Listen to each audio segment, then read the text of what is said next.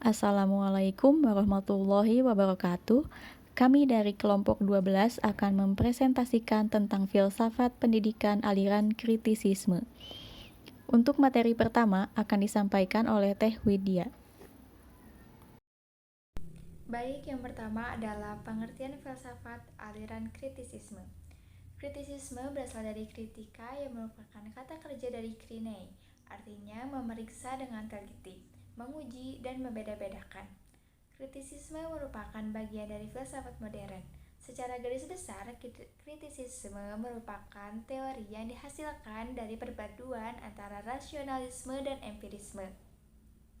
Aliran ini berpendapat bahwa kebenaran itu tidak diuji sebab sudah memiliki batasan-batasan tersendiri antara rasionalisme dan empirisme. Adapun beberapa ide utama dari kritisisme. Yang pertama adalah pengetahuan manusia dipengaruhi oleh struktur pikiran manusia, terutama kategori-kategori seperti ruang, waktu, dan kausalitas. Oleh karena itu, pengetahuan tidak dapat dikatakan murni objektif. Yang kedua adalah perbedaan antara fenomena yang tampak dan noumena yang sebenarnya. Manusia hanya mengetahui fenomena, bukan noumena. Dan yang ketiga adalah moralitas. Moralitas bersifat absolut dan tidak bergantung pada pengalaman empiris. Moralitas berasal dari rasio manusia. Tujuan utama filsafat adalah untuk menyelidiki batas-batas dan kemampuan akal budi manusia. Adapun latar belakang dari aliran kritisisme. Aliran ini muncul pada abad ke-18, di mana zaman itu disebut dengan zaman pencerahan. Pada saat itu, aliran rasionalisme dan empirisme berkembang pesat dengan pemahamannya masing-masing. Menurut René Descartes, yaitu pelopor dari aliran rasionalisme, pemikiran manusia memiliki kemampuan untuk mengetahui ide tersebut. Namun, manusia tidak menciptakannya dan tidak mempelajarinya lewat pengalaman. Ide tersebut sudah ada di sana atau ada dalam daya nalar sebagai kenyataan dasar pikiran manusia. Kaum rasionalis berdalil bahwa pikiran dapat memahami prinsip, maka prinsip itu harus ada, artinya prinsip harus benar dan nyata. Jika prinsip tidak ada, orang tidak akan mungkin dapat menggambarkannya. Yang kedua adalah menurut David Hume, yaitu pelopor dari aliran empirisme. Dalam teori empiris terdapat dua aspek pokok. Yang pertama adalah mengetahui atau subjek dan yang diketahui atau objek. Di antara keduanya terdapat alam nyata seperti fakta yang dapat diungkap. Kedua pengujian kebenaran dari fakta didasarkan kepada pengalaman manusia. Maka pernyataan ada atau tidak sesuatu haruslah memenuhi persyaratan pengujian pengamatan publik. Aliran filsafat kritisisme muncul saat dua aliran yang disebutkan tadi saling berdebat dengan pemahaman yang saling bertolak belakang. Menurut Immanuel Kant, mencari jalan tengah antara keduanya dengan menggabungkan dua aliran yang ada menjadi aliran yang baru, yaitu aliran kritisisme. Menurut Kant juga, syarat dasar ilmu pengetahuan adalah bersifat umum dan mutlak, serta memberi pengetahuan yang baru. Selebihnya, Immanuel Kant menjelaskan bahwa rasionalisme adalah sesuatu yang tidak dapat dibuktikan, karena mengandalkan pemikiran abstrak untuk menjelaskan realita, sedangkan empirisme mengandalkan pembuktian fisik untuk menjelaskan realita.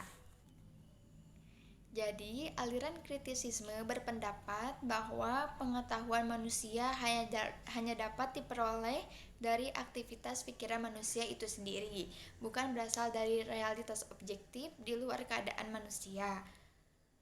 Kritisisme oleh Kant juga ingin menyelidiki asal-usul, struktur, dan kemampuan pengetahuan manusia melalui pendekatan rasionalis dan reflektif.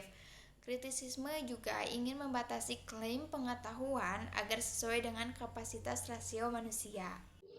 Baik, selanjutnya adalah tokoh aliran kritisisme, sekilas biografi dan karya-karya Immanuel Kant.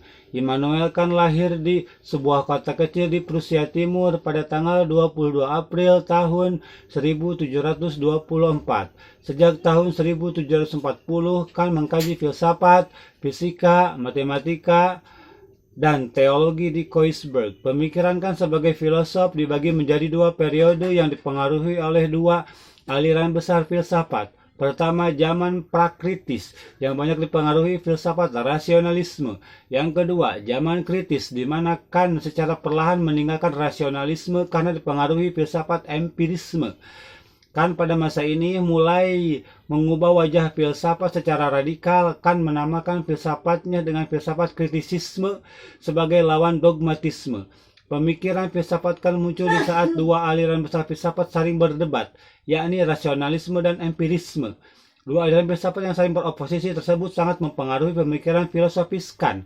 Tetapi Kant juga melakukan sintetis kritis atas pandangan-pandangan keduanya untuk merumuskan filosofisnya sendiri.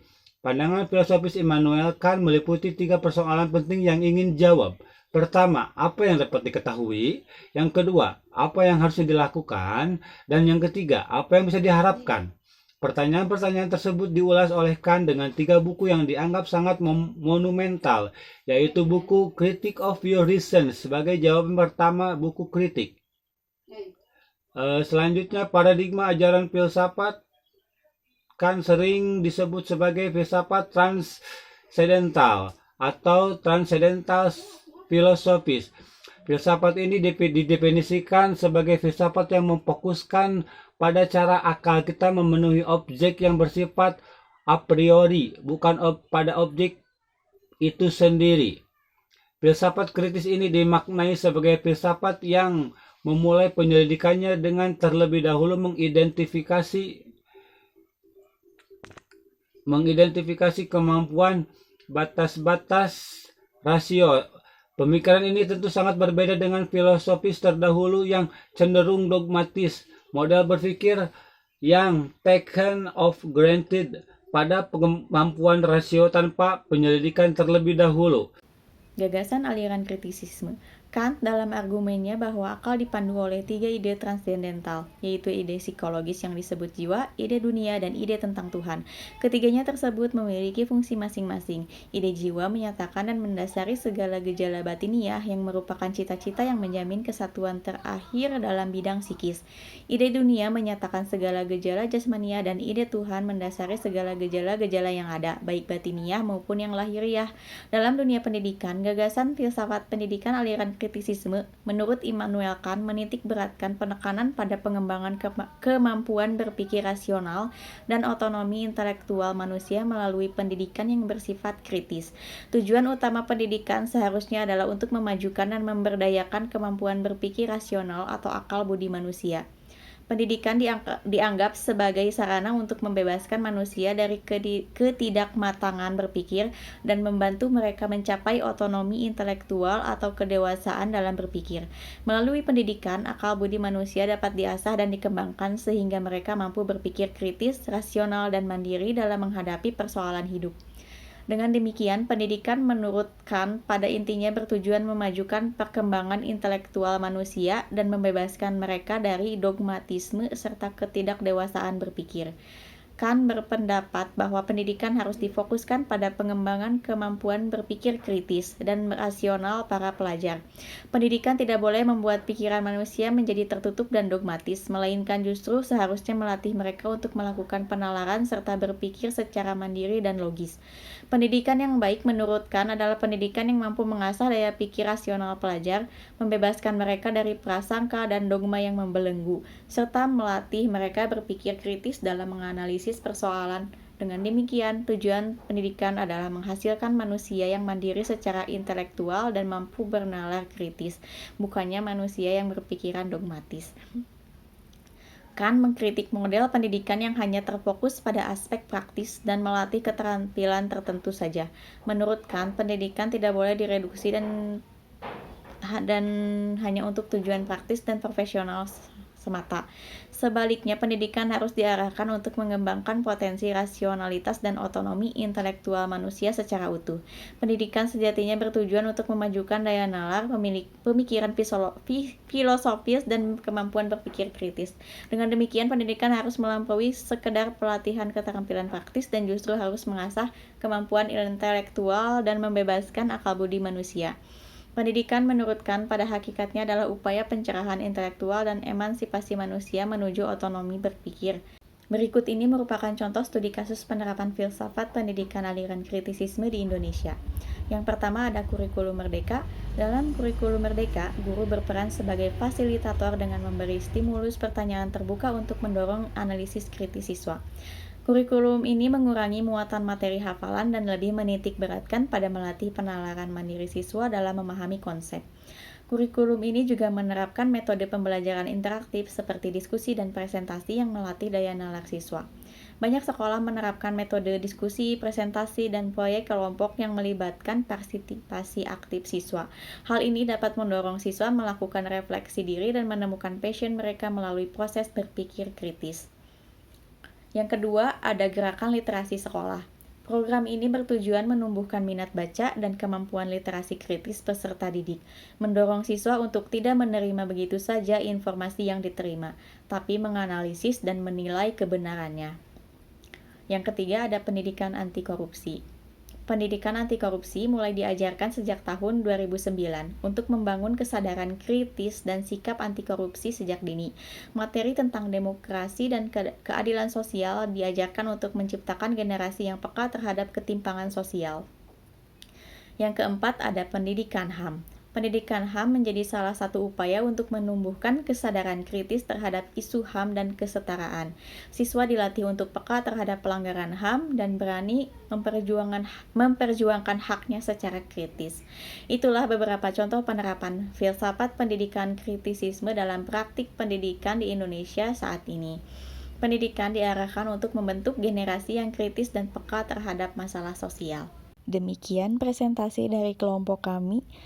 Terima kasih. Wassalamualaikum warahmatullahi wabarakatuh.